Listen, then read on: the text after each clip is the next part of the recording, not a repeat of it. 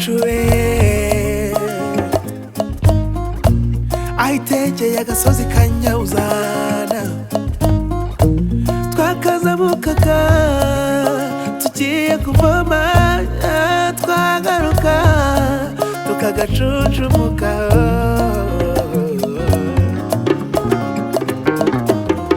hirya y'iwacu ndahibuka neza Kazaro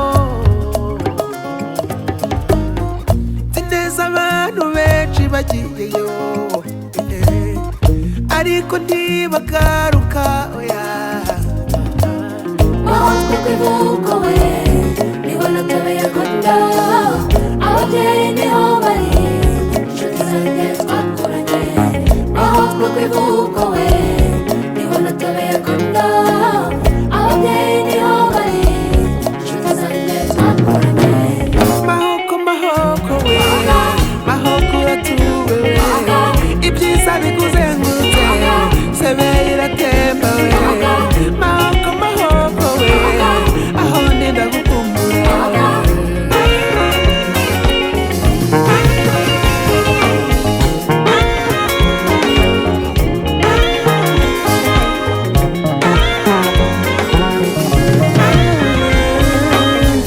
hirya y'iwacu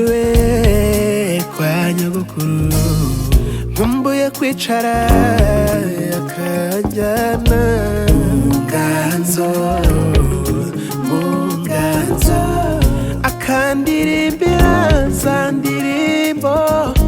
yashanabanyuguruye hirya y'iwacu ku rusengero nkumbuye kuririmba za ndirimbo z'amashimwe amashimwe naya nk'abimana MAHOKO we niho natebeye kunda ababyeyi niho bari inshuti zanjye twakuranye MAHOKO kwivuko we niho natebeye kunda